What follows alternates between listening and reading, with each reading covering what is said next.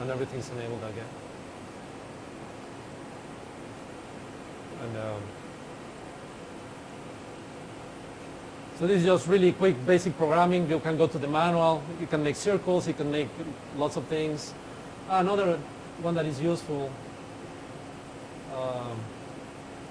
just for now, is the G04. That's a pause, so it's going to pause there. That's a parameter that's called F. The F parameter, I don't know why it's F, is the time you want to wait. So you put it's in seconds. So you put a second, it's going to wait for a second and then continue to the next line. So that is useful. It will break the look ahead. So if you put a pause, sometimes you will put a pause with 0 seconds. So it doesn't pause, but it stops the look ahead on the compiler. So sometimes you get in trouble because of the look ahead is executing things that you don't want to, like turn something on like an I/O or execute an M code or G code. So, but anyway, the G04 is a pause, and you can find everything on the manual. And do we have to use this terminal to program the command, or if we turn off a regular terminal?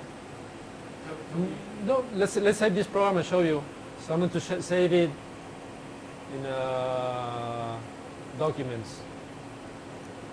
I'm going to call T1. So I save it there. Let's close this. So you can open documents. Oops.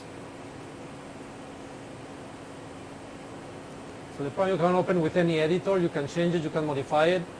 But to download it, you have to use our HMI to download it to the controller. Or I will show you the other software.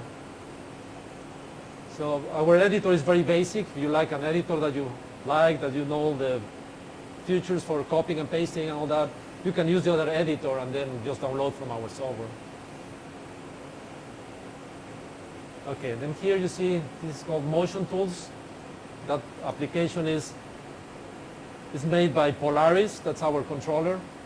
And then you can do everything you want. I will show you what you asked for.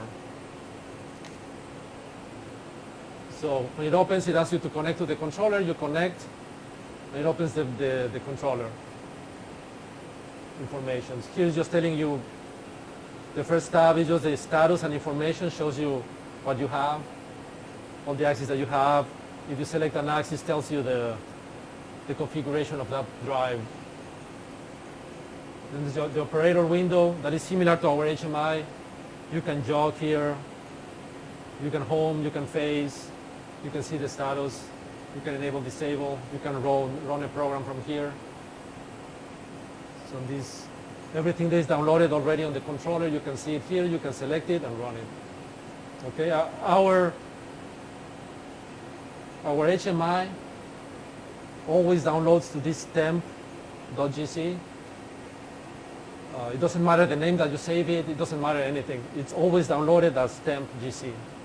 Okay? So the program you previously saved, you can download it? Yeah, you can see it here, you can run it from here. You can select it and click run and it will run. You can also run from here. You can put a command, you can put X1 and it will move 1. Okay. The only thing you don't have, you cannot set if it's incremental or absolute, so you can only run one line. So it could be a little bit dangerous. You don't know what it's going to do sometimes, okay. But you can. And then this tuning, don't do anything there. That's to tune the motors.